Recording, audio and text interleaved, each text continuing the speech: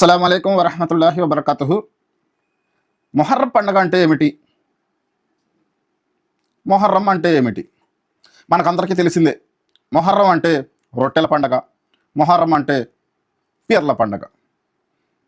ఇదే అనుకుంటున్నారు ముస్లింలు, ముస్లిమేతరులు కూడా. వాస్తవానికి ఇస్లాం ధర్మానికి ఈ రొట్టెల పండగకి, ఇస్లాం ధర్మానికి ఈ పీర్ల పండగకి ఎటువంటి సంబంధం లేదు.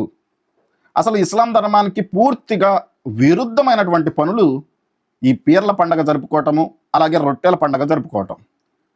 మరి ఈ మొహర్రం యొక్క ఘనత ఏమిటి? ఈ మొహర్రం నెల యొక్క ఫజీలత ఏమిటి? అల్లా దృష్టిలో మరియు ప్రవక్త ఆదేశాల ప్రకారం ఏంటి అనే విషయాన్ని మీ ముందు ఈ వీడియో ద్వారా తెలియజెప్తున్నాను. అల్లాహ్ సుబ్హానహు వ తఆలా ఖురాన్లో ఈ విధంగా స్పష్టంగా తెలియజేయడం జరిగింది. నెలల సంఖ్య 12 మాత్రమే. అందులో 4 నెలలు నిషిద్ధ మాసాలు, అంటే గౌరవప్రదమైనటువంటి మాసాలు. అవేమిటి? జిల్హిజ్జా, జిల్కాయిదా, మొహర్రం మరియు రజబ్. ఈ 4 మాసాలు గౌరవప్రదమైనటువంటి మాసాలు. అందులో ఒకటి మొహర్రం నెల.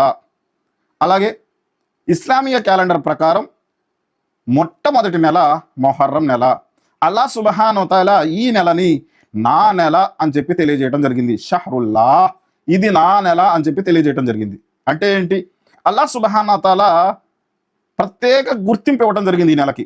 బైతుల్లా అంటే అందరికీ తెలుసు, మక్కాలో ఉన్నటువంటి కాబతుల్లాను అల్లాహ్ సుబ్హానహు వ తఆలా బైతుల్లా, ఇది అల్లా యొక్క ఇల్లు అని చెప్పి తెలియజేయడం జరిగింది. ఖలీలుల్లా, ప్రవక్తల పితామహుడు అయినటువంటి ఇబ్రహీం అలైహిస్సలాం గారిని ఖలీలుల్లా, అల్లా యొక్క స్నేహితుడు అని చెప్పి తెలియజేయడం జరిగింది.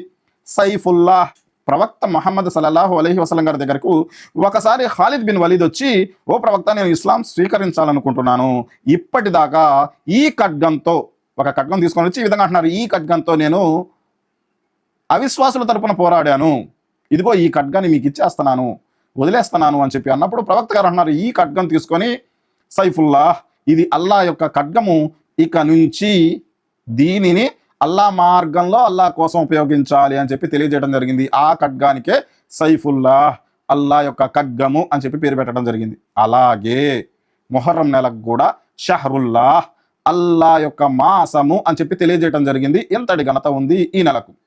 అలాగే ప్రవక్త ముహమ్మద్ సల్లల్లాహు అలైహి వసల్లం గారు ఈ విధంగా తెలియజేయడం జరిగింది. అదేమిటి?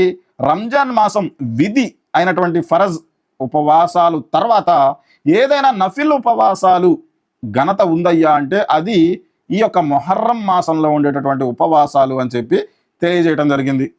మరొక విలువ ఘనత ఏమిటయ్యా అంటే మొహర్రం మాసంలోని 10వ తారీఖు అల్లాహ్ సుబ్హానహు వ తఆలా ఫిరౌన్ బారి నుంచి ఇశ్రాయేలీల జాతిని కాపాడాడు మూసా ప్రవక్త ద్వారా. కాబట్టి యూదులు ఈ రోజు అంటే మొహర్రం 10వ తారీఖు ఉపవాసం ఉంటారు అని విన్న తర్వాత ప్రవక్త గారు అన్నారు, నేను కూడా ఈ మొహర్రం 10వ తారీఖు ఉపవాసం ఉంటాను, ఆ యొక్క మూసా యొక్క అనుయాయులం అని చెప్పుకునే హక్కు ముస్లిం సమాజానికే ఎక్కువగా ఉంది అని చెప్పి తెలియజెప్తున్నారు. అంటూ అప్పటి నుంచి మొహర్రం 10వ తారీఖు ఉపవాసం ఉండేవారు. దీని గురించి హదీస్ ఏముంది? ఎవరైనా సరే మొహర్రం 10వ తారీఖు ఉపవాసం ఉంటే వారు గడిచిన 1 సంవత్సరపు చిన్న చిన్న పాపాలను అల్లాహ్ సుబ్హానహు వ తఆలా మన్నించి వేస్తాడు అని చెప్పి తెలియజేయడం జరిగింది. ప్రవక్త గారు అన్నారు, నేను యూదుల్లాగా 1 రోజు మాత్రమే ఉండను, 1 రోజు అదనంగా కూడా ఉంటాను. అంటే 9, 10 లేదా 10, 11 ఈ విధంగా 2 రోజులు ఉపవాసం ఉండేటటువంటి ఆదేశము ప్రవక్త గారు ఇవ్వటం జరిగింది. ఇంతటి ఘనత ఉన్నటువంటి, ఇంత ఫజీలత ఉన్నటువంటి, ఇంత గౌరవప్రదమైనటువంటి, ఇంత పుణ్య కార్యాలు సంపాదించుకునేటటువంటి అవకాశం కలిగినటువంటి ఈ మొహర్రం మాసాన్ని ఈరోజు ముస్లిం సమాజం రొట్టెల పండగగా, పీర్ల పండగగా పిలుచుకుంటూ అధర్మ కార్యాలు చేస్తూ ఉన్నారు. దానికి ప్రవక్త బోధనలకు ఎటువంటి సంబంధం లేదు. ఇది పూర్తిగా ధర్మంలో పుణ్యం అని కల్పించబడి ఉన్నటువంటి అతి పెద్ద పాప కార్యాలు అని చెప్పి మీ ముందు తెలియజేయడం జరుగుతుంది. కాబట్టి ధర్మాన్ని పూర్తిగా తెలిసి అర్థం చేసుకొని ఆచరించేటటువంటి భాగ్యాన్ని అల్లాహ్ సుబ్హానహు వ తఆలా మీకు మరియు నాకు ప్రసాదించుగాక. ఆమీన్ సుమామీన్.